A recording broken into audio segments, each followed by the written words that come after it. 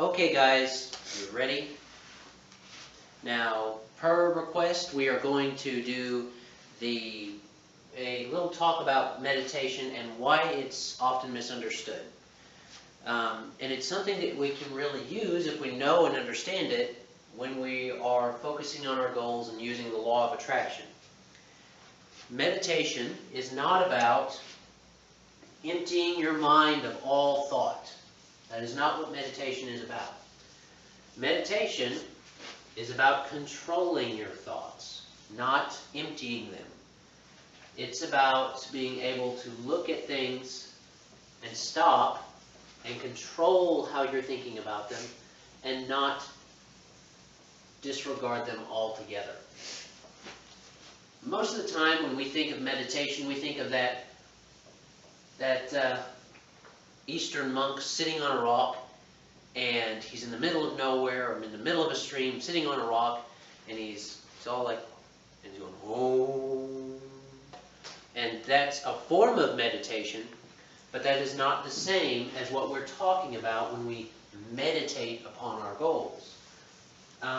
It's also not the same form that the Bible uses when it says, meditate upon my word, when God says that in the scripture. That form of meditation is a specific type that's specifically done by that person for a specific reason. It's meant to do something specific. His mind is not emptying, it is simply focusing. When we're talking about using the meditation towards our goals, we are talking about controlling our thoughts and mind to a point to where we can sit down in a single spot and calm our mind and calm our thoughts to the point to where we can see our goal happening.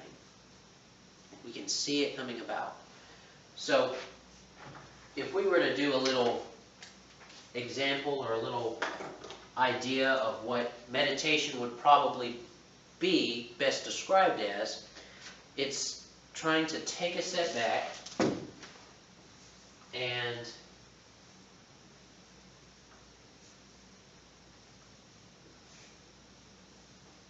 we're taking a step back and we're letting our thoughts flow. If we can stop and sit still, and this is like step one, you stop and you sit still. Most people have a hard time doing that.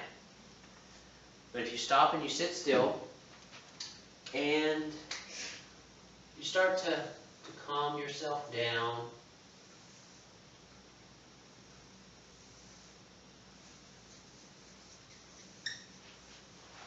and you can kind of look at it like you're there and you're sitting down by a little river, by a little brook. And the river is your mind. And as you're sitting there, the thoughts kind of float by. The thoughts kind of float by like leaves on the stream.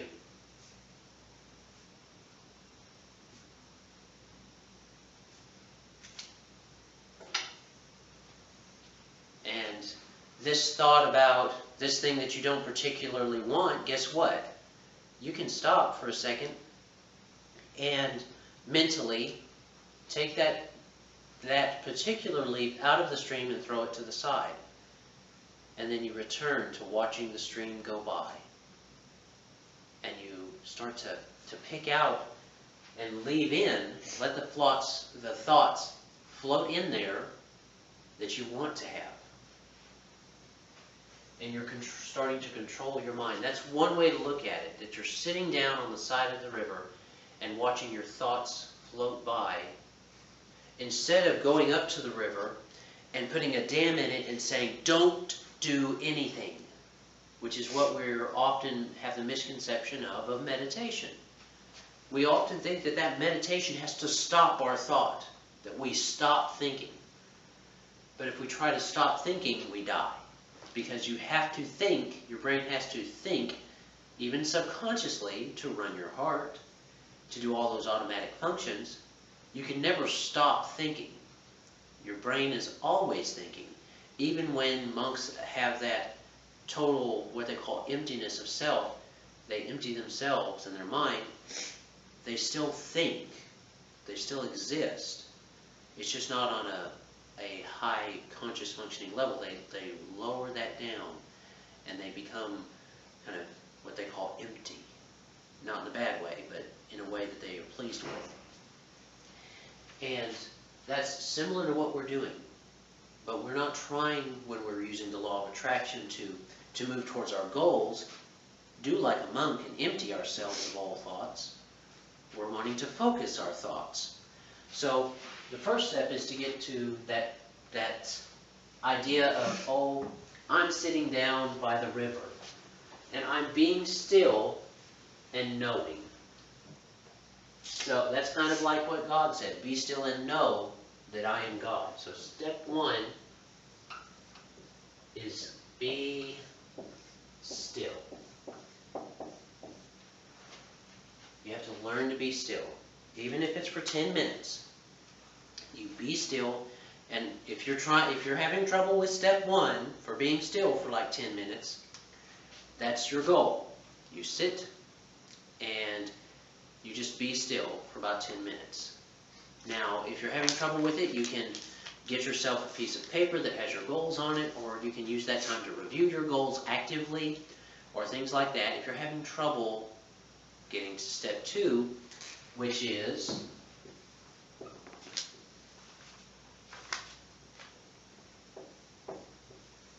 focusing. Step one, you're sitting down. Step two, you're focusing on your thoughts. Not on what you want yet, but on your thoughts. Focusing thoughts. You're thinking about what you're thinking about, kind of. You're paying attention to what's running through your mind. And if you can be still, and you can start to focus on what you're thinking about, whatever it is, whatever's flowing through your mind at the time, you're sitting on the bank of the river and you're seeing what's in the river.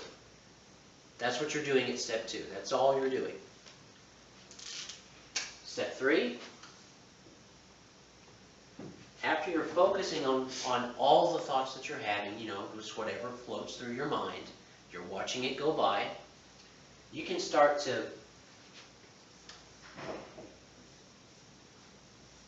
pick out, quote, bad leaves. Now, no thought is technically bad in the sense that, oh, that's going to hurt me. It's just a thought. It's going to run through your head. And if you start to try and focus on what's good and what's bad, at the sense of a morality level and things like that, you're going to start to think too much. What you want to do at this portion here is pick out bad leaves, the leaves that are not what you're wanting to focus on. Now, they can be good things, even if they're like, oh, I wonder what we're having for dinner tonight. That's not a bad thought, quote, quote, but it can distract you from what you're wanting to focus on. So, you just simply remove it from the stream. You just take it out, and then you resume focusing on what you want to have, what you want to do, and who you want to be. You resume focusing on that goal. When you start to pick those out, you have hit step 4, and I'm coming up with these steps off the top of my head, so if you think of one that goes in there, or should go in there, you let me know. So step 4 is, now that you're focusing on all the thoughts that you're having, and picking out the bad ones, eventually you get to the point to where you can stop, sit down for maybe 10 minutes, because that's a good time, your body gets in a nice rhythm. And, focusing your thoughts in general can just, sometimes it helps when people focus on their breath, or things like that. Those are little tips you can have. Focus on your breath, focus on a sound, and it can help you calm yourself down and start to get on the banks instead of wading in the water, which is what we do when we're actively thinking, we're wading in the water. So once you've got that focusing down on generally what's happening, and you're picking out the bad stuff and sitting back down, you can then start to refocus on good things. Quote, quote. Now this would entail, okay, I'm being still, I'm focusing on the thoughts that are running through my head, and I'm picking out the, quote, bad ones, but I'm not just going to pick out the bad ones and watch the good stuff float by. I'm going to start introducing thoughts into this stream. Is that number 4? It's number 4. So It's introducing. refocusing, introducing thoughts, refocusing on the good. And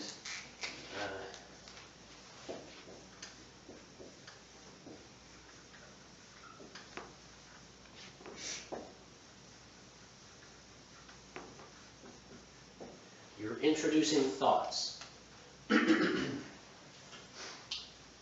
When you're introducing a thought, you want it to be one that focuses you towards your goal. So if you took that leaf out that said, I wonder what we're having for dinner, and then you go right back in and you walk to the edge of the stream and you put it right back in, it's back into your head again and you're thinking about it. When you're supposed to be focusing on what you want to have happen. And this is not like wishful thinking or things like that. These can be actual steps that you might take towards your goal. You're not just thinking about, oh, I metaphysically want this to happen, or like I want to feel better, might be a goal. Well, you're sitting down, you're meditating upon what you want. Meditation means to think about. It means to think about something specifically. It means to think in the scriptural sense of what meditation means. It means to be still and think about it, not to be still and not think about anything. There's kind of a lost in translation thing there when we talk about Eastern meditation, that a very deep level that monks do, and even Eastern meditation that is just meditation like we're talking about here, stopping and focusing. Even when you're stopping and focusing on your breath, you're thinking about your breath. So, these thoughts you're introducing are thoughts that will go along the lines of May's business wants to have X amount of dollars or something like that. Well, those, like that little diagram we did with the bubbles and the offshoots, if she's sitting on the stream of her mind and that's what she's deciding to focus on, she can sit here as she's sitting at the stream of her mind and she's watching the waters go by and she sees all the different thoughts that she's having and she's thinking those different thoughts that she's having, and one here and one here, there we go, and one here. She can say, you know, she can stop and she can kind of hear herself say, but I could do this. And she would take that mental leaf and just drop it in. And when she drops it in, it goes into her mind because she's stopping, she's being still. When you stop and be still, your brain changes how it's thinking. It changes how it is perceiving the world around it too. Because if you're sitting still, your brain is supposed to, if you're not in fight and flight mode all the time, and not in a high stress situation, when you sit down, your body automatically starts to relax more. And that's why a lot of meditation is best done sitting down. Now, we will address momentarily about moving meditation, which is what the Eastern style of Tai Chi and yoga and all those different things are like. Even Kung Fu and those faster modalities can be used to a point to have that type of effect. But right now, we're talking about sitting down and being still. And that's what May would do. She would drop that into her mind, the river of her mind, if she was wanting to address that and add it to what she's doing. Question? At this point, should she focus on all the steps towards her goals or just on one per meditation session? So I'm not sure that that came up on the video, so I'll repeat it. The question was, when May is doing this, is she thinking about one of her goals or all of her goals? Or if she's thinking about one of her goals, is she thinking about all the steps? And the answer is, to the first part, is she thinking about one or all of her goals? When you choose to meditate, it is best to meditate on something, not some things, something. Because your brain will start to do, it's like having a bunch of trees instead of one that you're sitting under, with all of those different leaves falling in at all those different times. So it's better to focus on one, especially when you're first starting. And the second part was, if she's focusing on one, is she focusing on all the action steps? And that is something that comes with practice. If the first goal is to focus on what you're thinking on, as you come down this is where you want to get to eventually, is picking out the bad stuff. The quote, bad stuff. It's not bad, it's just different thoughts.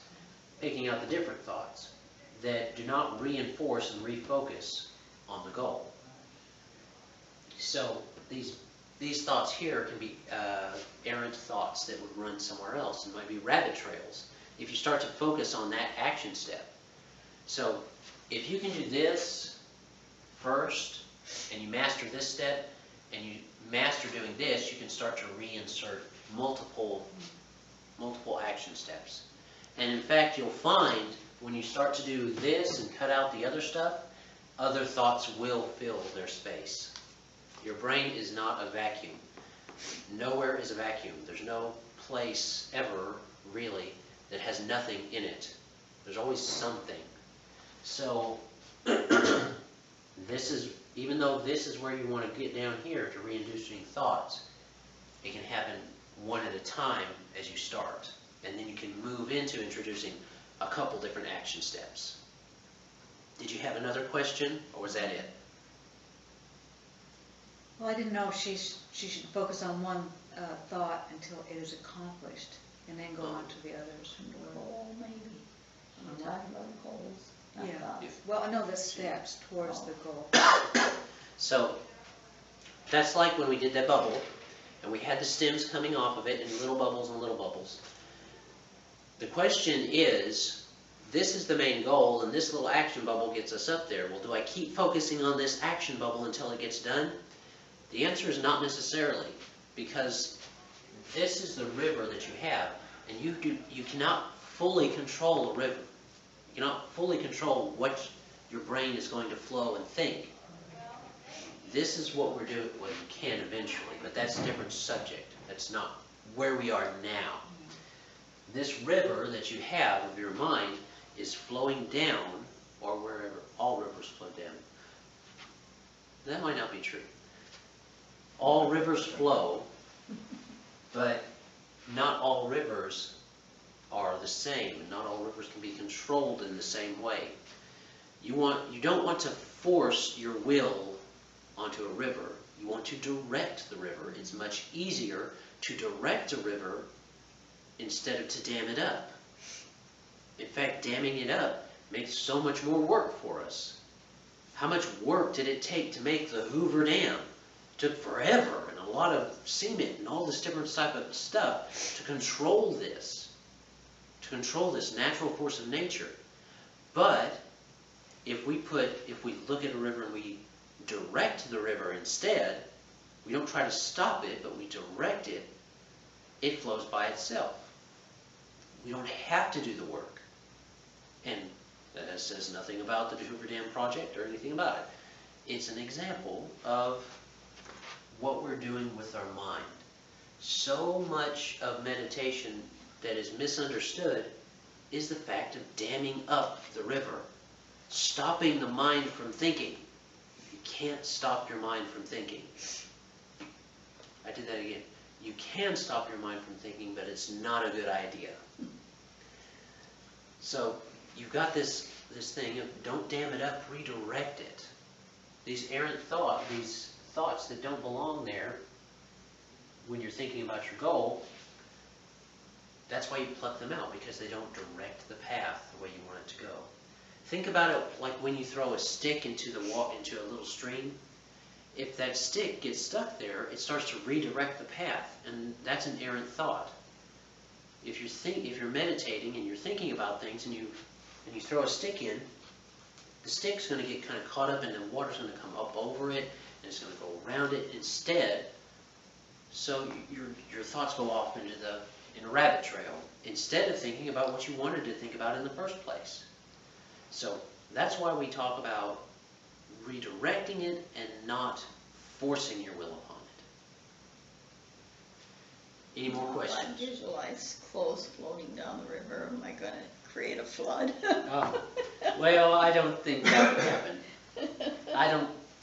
You never know with you. That's for sure. But I don't think so. That there's Okay. not usually that literal of a translation. Okay. You know, all the times that I've tried meditating and clearing my mind and focusing, or you know, just meditating, and you're right, they tell you got to clear your mind. You cannot clear your mind. It's like you said, I'm glad to hear you reinforce that, you know. Right. You never clear your mind. I've tried it a million times. There's always something coming in. Right. You're not wanting to clear your mind, but focus and redirect it. Yeah. That's like hydroelectric plants get more power, not from dammed water, but water that flows. That's where the power comes. The Niagara Falls gives off more power because it's flowing, not because it's dammed. If you were to dam Niagara Falls, there would be no power because it would be flowing. You want flowing. Continuous growth and flow is what manifests your goals. If you stagnate, and this goes for anything, any goal you have, if you try to dam this up and it starts to stagnate, your mind stops learning, your mind stops flowing, and your mind stops thinking. All these thoughts that get dropped in there just build up, build up, build up. Have you ever seen a pond that someone has dug and made? That it started out really beautiful, but because there's all these trees around, all of a sudden, over the years, all those leaves just kind of sunk to the bottom when they got on the pond. And now the pond is no longer a pond anymore because it's filled up with leaves. Our mind does the same thing if we try to force it to stop and not, especially if we force it not to learn. But if we force it to stop, like trying to do that with meditation, if we force it to do that, then it's just going to build up those thoughts. And then when we come back to ourselves, you might say, all these different thoughts flood into our mind and all these different junk is in our brain because we're not allowing our brain to flow and think. So it's not just about the goals, but it's about keeping you mentally healthy too. It can keep you mentally healthy. Someone who has stress and their goal is to get rid of their stress, first off, they don't think about their stress, do they? They think about what they want. They stop and they think about what they want. So they think about peace.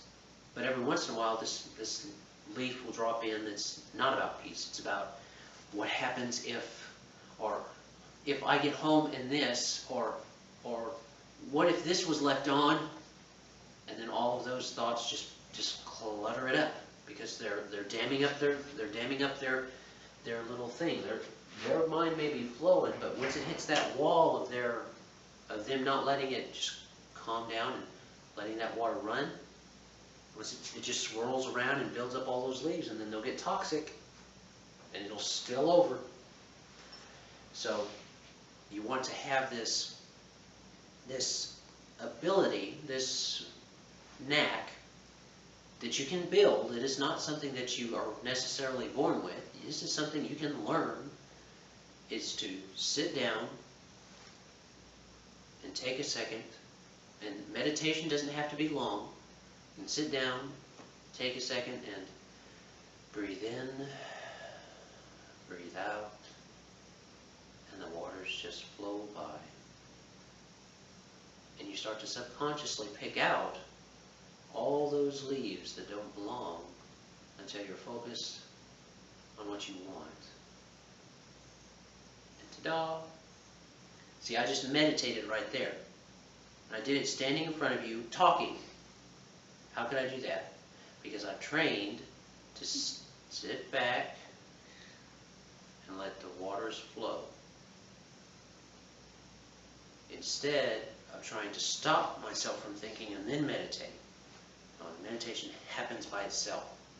We try to make things happen. I want to make myself meditate. I'm going to make myself meditate. Why don't you just meditate?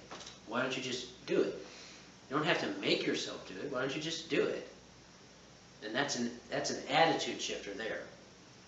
We need to let it happen instead of making it happen. It'll happen by itself if it's put in the right area. I try to visualize customers coming in. I think I have better luck with clothes floating down the river than going out the door. Try that. Well, you might get something there. Right. But May, you need to be careful how you think about things, remember? So, do what you think is going to feel right. If it feels like there might be a problem with it, I wouldn't focus that way. Okay. But if you feel like that will work, then try it out. I mean, It might. I can try it for a couple of days and find out. yeah, you can try it. You can try it. Go ahead and try it. But you should have like a disclaimer. I'm not responsible for the results that anybody, parentheses, especially May, in parentheses, gets. So, but that's kind of what meditation is. Do we have any more questions on meditation or a related subject? Well, is that maybe how the body becomes toxic if the stress causes the buildup of, I guess, Junk? yeah, clogged Yeah. thoughts? Right. So the question was, is that how the body becomes toxic?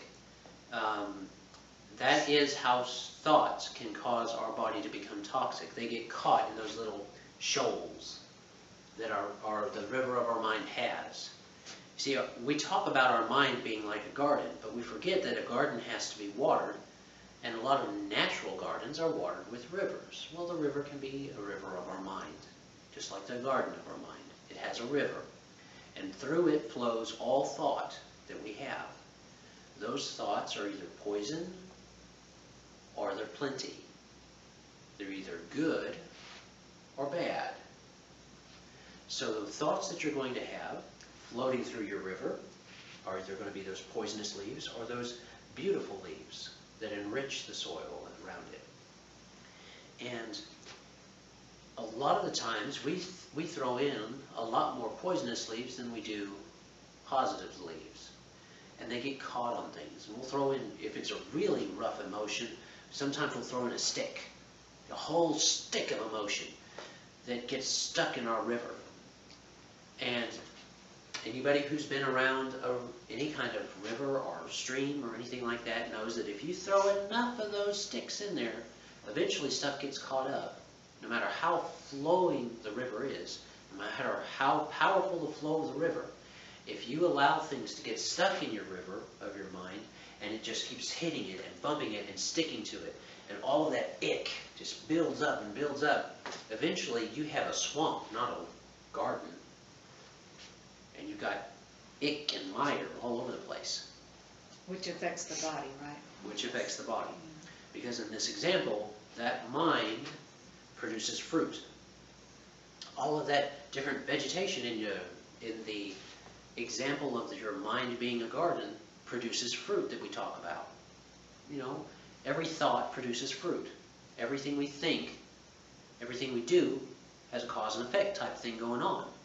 So, assuming that you're feeding poisonous stuff to this tree in your mind that is going to produce fruit, which is a continued thought, the tree is a continued thought, over and over again, a thing you've focused on, and you take that fruit, you have to eat the fruit. You don't get a choice, because it's your only food. It's the reaction of the world around you, based on God's laws and all those different things, on how you're acting. So, say that someone is constantly throwing vegetation into their mind that is, into the river of their mind that is destructive and tears people down. It doesn't even have to be about themselves. But if they're throwing in poisonous thoughts like that all the time, if you're on the internet, they call them trolls. If you're trolling people all the time, and you're throwing all that nasty stuff into your mind, you're going to get back. That tree that's planted by that river is going to seep that up. It's like cause and effect. You reap what you sow. It's going to seep that up, eat that negative energy, negative thoughts, all that negativity towards people, and you're going to have to pluck that fruit and eat it, because it's the only food that you get ever Yeah, have you ever in met this life. somebody that is always sick, or they're always something bad's always happening to them? Yeah, that's Right. People say those thoughts all the time. The statement was that some people are just always sick, or some people are just always having bad things happen to them. How many times have we heard someone say, bad stuff always happens to me? Well, you know what? That's another leaf or another stick thrown into your water. Is that what you want in your water? And the bad thing is, it doesn't just poison themselves, they poison the people around them. And that's a good point too. Your garden of your mind, it's like it's a little plot in a big long river. And your particular plot has the responsibility to be a plot that's going to give off good fruit and give good water to the next one coming, or the one behind it if they need a refuge and a friend to get that pure water from. So your mind is putting all that out into the world around you. Your mind is exactly doing that. How can I say that? I'm not being metaphysical. I'm being literal. A literal example. You are literally putting out into your world the things that you want in your world, or the things that you focus on in your world, to be more accurate. You get, what was that with Earl Nightingale? You become what you think about most of the time. That's what it is. And your world reflects that. There's no such thing as, no man is an island, we've heard, and things like that. Everything we do, even the very thoughts we have, affect the world around us. Why? It's not metaphysical. Our thoughts affect our actions. Our actions affect the world around us. It's a very simple line to draw. 2 degrees of separation between your thoughts and your world. They're that important. You control what you think about. Because if you control what you think about most of the time, you change what you get most of the time. And when you change what you get most of the time, you change how you think most of the time. And it's this nice little circle. You're going to reap what you sow. That's the way the world works. That is the law of attraction. You reap what you sow. So what are you going to put in there? When you're meditating, when you're thinking about what you're wanting, are you meditating on what you want or what you don't want? You don't say, I don't want to be stressed anymore. You say, I want peace. And then you let go of the word want, because that implies you don't have it, and you say, I have peace. I have peace. And then every thought that starts to fall in there while you're doing your 5-10 minute meditation is there. And it's pure, because you're picking out the stuff that distracts you. Even if it's like, I want happiness. I have happiness. If you're focusing on one thing, focus on one thing until you get a little bit more practice with meditation and with focusing your mind. You focus on one thing. Even if a thought about happiness pops in there, you can pick it up and hold it back and set it aside to put back in later when you get to happy. But if you're focusing on, I have peace, that's all that you think about for 5 or 10 minutes is how you have peace. All those different things that associate with it, that get you closer to that. And you have peace. You can focus on happiness or something else, your business and how good it's going to do, or things like that, later. You focus on one thing at a time until you've mastered that whole 4-step process of being still, focusing on all the thoughts that are coming through, picking out the ones that don't get you to where you're focusing on, and reintroducing and strengthening the ones that do. Okay? So that kind of covers meditation for a little bit. There's still a whole bunch of stuff you can talk about. But let's take a second to talk about that thing we mentioned before about moving meditation. Moving meditation is like Tai Chi, or the Tai Chi, yoga, Qigong, all those different, it's Qigong, all those different modalities that we hear about a lot in Eastern culture that are not so big in Western culture until recently. They focus on letting the body move while you meditate.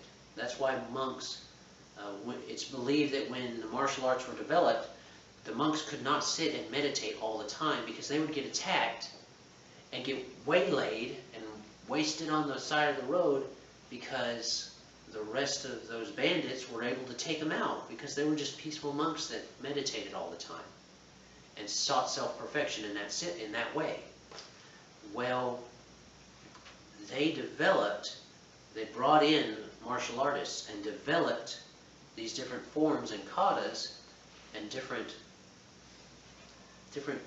forms that they could do and different focuses that they could move and ways they could move to not only move themselves but the energy and allow their brain, their subconscious part of their brain, to be focused on moving this. And when they were doing that, they were able to meditate in here while their body was distracted. Their body, which gives us a lot of feedback, gives us a lot of white noise sometimes when we're trying to do that. Instead, they would let that focus and move. That's why yoga and all those things can be slow or fast. You can do both, but they start to become muscle memory. And when it got to that point with the monks, they were moving, but their brain was not necessarily focused on what they were moving. It was focused on what they wanted to think about. And they could move and meditate at the same time, thinking about the different ways of self-perfection while still moving their bodies and allowing that practice to be there. Now, we can do the same thing. You don't have to do Tai Chi or yoga or anything like that, and that's the only way to movingly meditate. No, you can meditate while you walk. You can meditate while you run. You can meditate even in vigorous activity. Well, running is pretty vigorous, so even in that, you can meditate in that, because runners call it getting in the zone.